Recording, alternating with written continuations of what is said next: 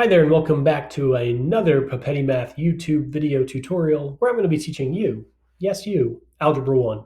And in this video we're going to be finishing up our lesson on exponential growth and decay with exercise number 8, which says, George and Jane open a bank account in the year 2062 with an initial deposit of $7,000 that earns 1.4% interest compounded annually.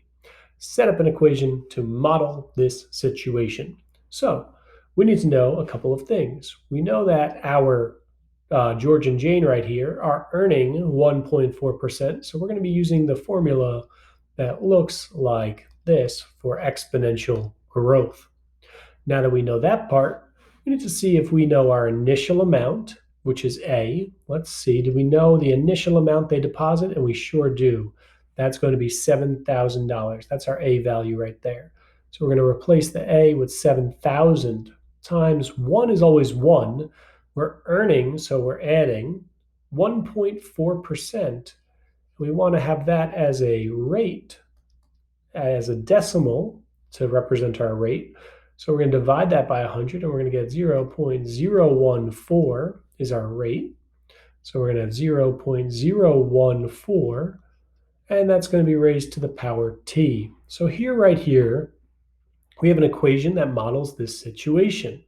Now using this equation, we could figure out part B.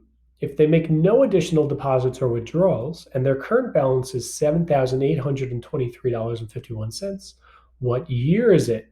It says again to use that table function in the calculator. So let's go to our calculators now and let's put in this formula. So we're going to go to y equals and we'll clear out anything that might be there already. And we're going to put in 7,000 times 1 plus 0.0, and then we have to go back and just double check my decimal here, 0.014 to the power of t, 0.014 to the power of x. In this case, we don't use t in the calculator. And that says use the table function. And when we use that table function, we're looking for where in our table it says it gives us a value, an output, a y value of $7,823.51. So $7,823.51. Ooh, 8 is close, but that doesn't say 51 cents. But if we highlight it again, it gives us a more exact value. So yes, if we highlight that number, we do in fact see that it is 51 cents right there. So we're looking after 8 years of having this account. So let's go back to our question and really see what we have to answer. So we know that after 8 years, it's going to have $7,823.51.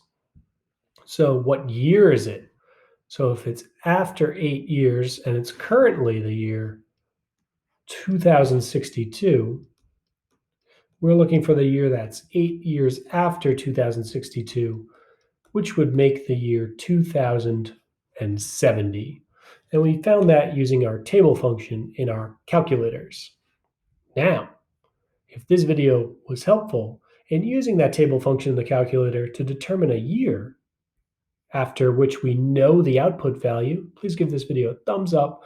And this is just another example of where you might see exponential growth and decay in a real life scenario, or a futuristic scenario, in this case with George and Jane Jetson, if you didn't get the reference. And the Jetsons did, in fact, take place in the year 2062. Fun fact right there. Thank you for watching this video, and you're now ready for the last lesson in this chapter, lesson number 7, where we compare linear and exponential growth models together. Thank you for watching.